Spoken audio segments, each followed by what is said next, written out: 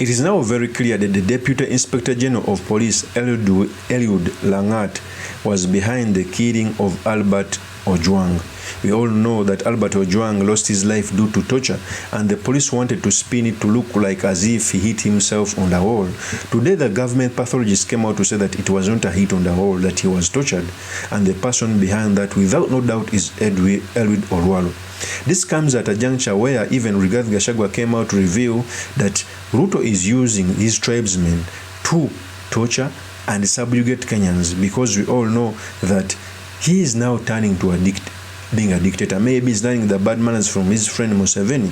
So in this episode, I've come to talk about the killing of Albert Ojwang that put the Deputy Inspector General of Police as at the first suspect, what it means for our democracy, and most importantly, the certain materials we can learn from the politics of our nation. But before I do this, I want to let you know that if you're new to this channel, please subscribe. And if you're watching this video from a different platform, please head on to YouTube, type in Sula Mawagali. There's a lot of content of this nature. If geopolitics and economics is what you want, this will be definitely the right channel for you to subscribe to.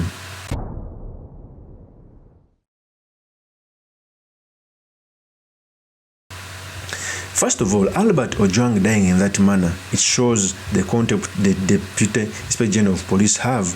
How can you arrest someone from Homa Bay and you bring him to Nairobi? That's not the modus operandi of the arrest. Eliud Ojwang has been mentioned several times by very many people as the part of the gang that abducts and kills people. And it is the truth. The reason as to why even Mutuli left government, the IGGs, was because of abductions. Okay. Before I proceed, I want to bring you to our attention where the government pathologists came out to say that already Ojwang didn't hit himself on the head, but he was tortured. Here's the tape.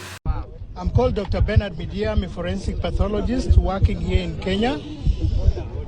We know why we were here and what has been happening, and we met here to conduct an autopsy. We met here to conduct an autopsy on the late. We were 5 pathologists here, with myself as the lead pathologist, and all parties were represented in the process, including IPOA, other human rights organizations, Kenya National High Commission Human Rights, Kenya Commission on Human Rights, in the Independent Medical Legal Organization, and all important, all interested parties. The family is also here. Now, we are in concurrence with regards to what happened as the cause of death for the late Albert Ojwang. The late Albert Ojwang. We are sincerely sorry, and we condole with the family and the whole public about what happened. Now, following the autopsy that we've just done for 5 of us, we find that there were serious injuries to the head. There were also features of neck compression. There were also multiple soft tissue injuries that were spread all over the body, including the head also, the neck, upper limbs, and the trunk, and the lower limbs. These are injuries that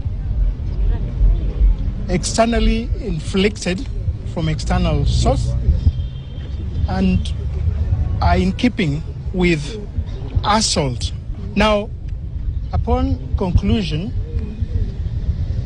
as we don't stop here, we go further to investigate. So we took various other samples from the body for analysis in forensic laboratory, and we are also inviting other interested investigative agencies to come up and with findings that can corroborate what we have just found concluded after the autopsy. Thank you very much. So the cause of death is very clear, as I've just mentioned. Head injury. We also have neck compression, and we also have other injuries spread all over the body that are pointing towards assault. And as I've just mentioned, we've taken specimens, and other investigative agencies are going to assist in getting other pieces of evidence which, pieced up together, will help in corroborating what we've just found. That's what we found. So if you have any questions, then I can be free to answer what I can. Thank you. Are you able to tell for how long did we endure this torture? Are you able to tell from what we did? Are you able to tell for how long did you take? Well, it's arguable about whether it's sequential, but the time span, it's within a short time. It could be same time, it could be within 1 day, 2 days, or several days, but it's difficult to tell and date them, temporarily, as in times of space. A follow-up question. As an expert, I know the police gave some unreasonable reason as to why Ojwang died, saying he hit his head on the wall. As an expert and having examined the body, if that were to be the case, what signs would have been consistent with hitting one's head on the wall, and that the signs you've seen today completely dismiss that particular narrative? Well, when I examine the whole, the pattern of the injuries, especially on the head, the bleeds, the hematoma that I found on the head, hitting against a blunt surface, a wall, would have a particular pattern, a frontal bleeds. But the bleeds that we found on the scalp, on the skin of the head, was partially spread on all aspects, including the face, the sides of the head, and also the back of the head.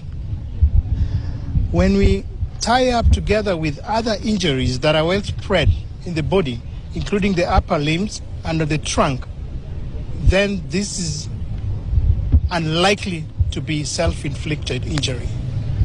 Thank you. Another question.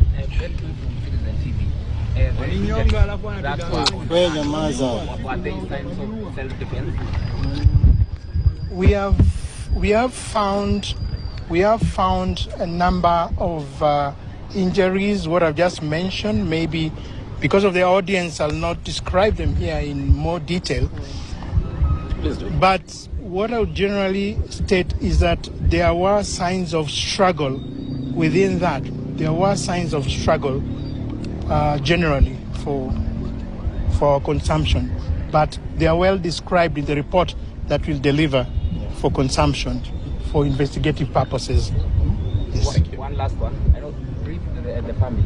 Is the family satisfied? Yes, we have all of us. We are 5 pathologists, and often we invite pathologists to represent different parties that are interested in it, and the family is well represented, and we are in agreement as to what I'm speaking here now. We're in concurrence, that's what I speak. Yes. That is the government pathologist. So when the government pathologist comes out to say that Eliud didn't hit himself on the head but he was tortured, it pins William Ruto. It's the reason why William Ruto did not come out to speak. Okay, we all remember that even Brigadier GACHAGUA came out and echoed the same sentiments, that there is a squad that's being used to kill people, abduct people. Okay, in fact he said these statements. Na labda niseme moja ndio hii watu ya TV wasikie. Huyu Kasongo ameua watoto wetu, kweli ama uongo? Jezimbo.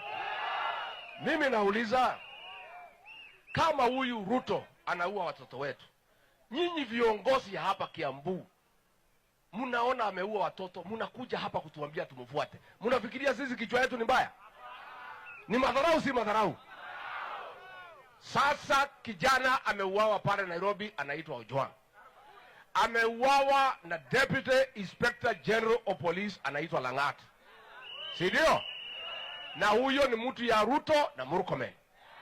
There is a squad, a killer squad of 101 officers ambaye walitoka AP wakaingizwa katika National Intelligence Service.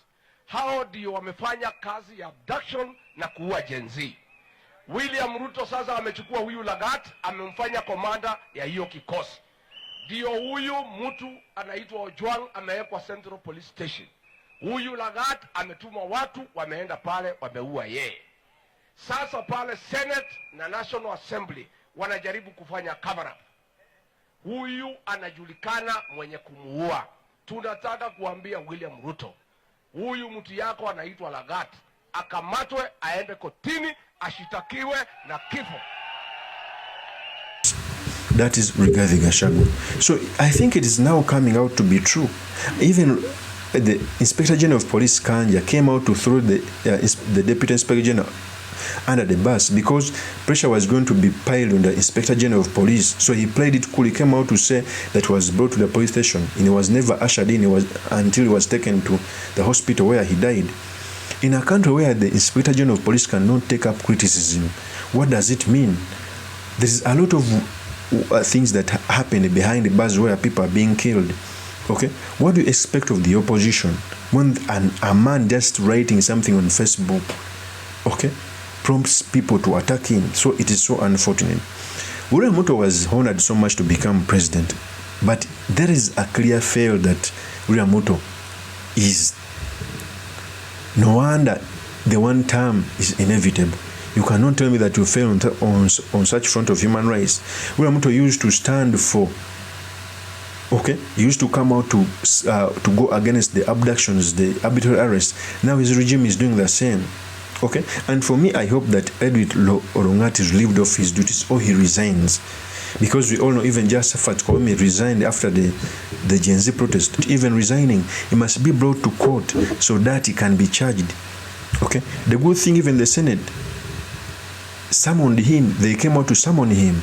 Should face the law so that he can die in prison. You cannot kill somebody's child for just tweeting something you don't agree with. Kenya is the biggest democracy. If such things start to happen, then we have a reason to worry. Of course, that's my opinion. Do make us by commenting about this. Thank you very much for listening in. If this is your first time on this YouTube channel, I implore you to subscribe, like, and comment so that I can be motivated to do more of such videos. I'll see you on another one. Peace.